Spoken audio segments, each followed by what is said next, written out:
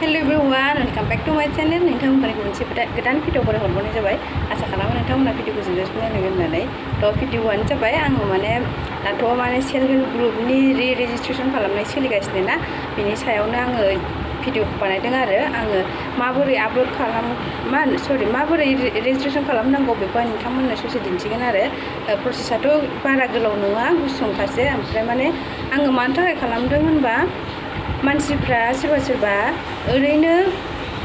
मोनसे MIS code number थायो बे एमआईएस कड नाम्बारखौ होआलासिनोबो बानायदों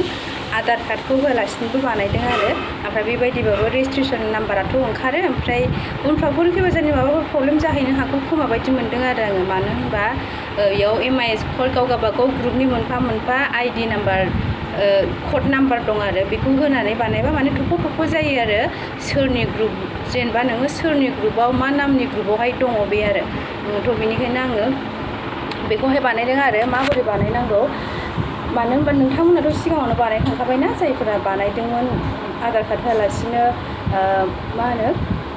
एमआईएस कड नाम्बार होआलासिनो बानायदोंमोन ना ओमफ्राय जेबो नङा आरो बानायबाबो दा गोदान बानायफिनजायो बानायफिननानै रेजिस्ट्रेशन नाम्बारखौ दिहुनदो ओमफ्राय दिहुननानै बैसोरनो साबमिट होदो आरो जायफोरा सेल्फ हेल्प ग्रुपनि खामानि मावो बिसोरनो जमा होदो आरो एक्सुवेलि जोंहाबो खालामखांजोब्बायमोन ओमफ्राय खालामखांजोबबाबो जोंनाबो एमआईएस कड नाम्बारा मिस्टेक जानानै जोंबो दा गोदान खालामफिनजोबनांदों आरो बेनिखायनो आङो माबोरै खालामदों बेखौ नोंथांमोनजों शेयार खालामनो नागिरदों आरो नायलांदों होनबा नोंथांमोना आं माबोरै बानायलाङो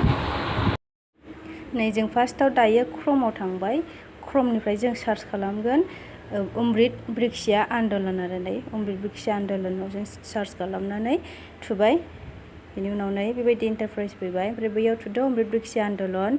गभर्नमेन्ट अफ आसामाव थुदो बेयाव क्लिक खालामबाय आङो बै 3 लाइनाव थुदो ओमफ्राय बे गाहायाव मोनसे लगिननि गाहायाव रिनिउ रेजिस्ट्रेशन दंना बेयाव थुबाय बेनिफ्राय बेबायदि फैबाय नै बेयावहाय नोङो मबाइल नाम्बारखौ होदो मबाइल नाम्बारखौ होनानै अटिपि सेन्ड खालामदो आरो अटिपि सेन्ड खालामखांनानै ओमफ्राय नोङो मेसेजाव नायदो नों जुदि नोंनि निजा मबाइलाव बानायदोंबाथ' नोङो मेसेजाव थांनांगोन ना मेसेजाव थांनानैसो बे अटिपि थांनायखौ लानानै बेयाव थुनांगोन ना थ' बिदिबा आङो दा मेसेजाव थांनोसै आरो नै एसे टाइम नांगौ ना अटिपि फैनायाव आङो नै अटिपिखौ होखांनानै साबमिटआव थुनानै बेबायदि ओंखारबाय आरो नै नोंनि नामा ओंखारदो ओमफ्राय नैबेयाव गाहायाव लगिन नाव दङ बे लगिन नावआव थुबाय बेनि उनाव नै आरोबाव मबाइल नाम्बार थुबावनांगौ बेयावहाय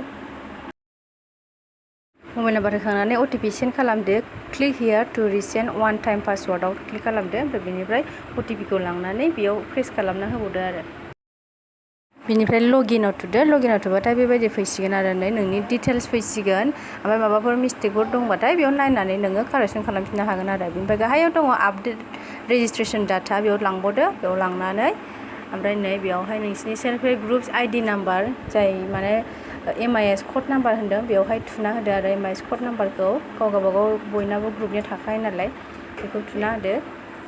बेनिफ्राय एसे गोजौथिं थुखोनानै नैयाव लकेसन होनाय दं आरो बे लकेसनाव रुरेल होनांगौ आरो रुरेल जोंना गामि एरिया नालाय ओंखायनो रुरेल होनांगौ आरो ओमफ्राय गाहायाव आरो फट' आइडेन्टिटि कार्ड दं बेयाव आधार कार्डखौ होदो आरो ओमफ्राय थुनानै चुज फाइलाव थुनानै ओमफ्राय आधार कार्डखौ फट' खेबना होदो आरो बेयावहाय नों डाइरेक्ट केमेराजोंबो खेबनो हायो ओमफ्राय खेबग्रोना लानानैबो होनो हायो आरो थ' बेयाव फट' होखांनायनि उनाव गाहायाव साबमिटआव थुना होदो होमबानो नै बिदि गासिबो नोंनि डिटेल्सआ ओंखारजोब्बाय मा नाम मबाइल नाम्बार हासबेन्डनि नाम एड्रेस गासिबो ओंखारजोब्बाय आरो ओमफ्राय नों बेखौ रेजिस्ट्रेशन नाम्बारखौ लानो थाखाय नोङो बेखौ स्क्रिनशट खालामना दोननो हायो आरो बिदि जाखांबानो नोंनिया साक्सेसफुल जाबाय आरो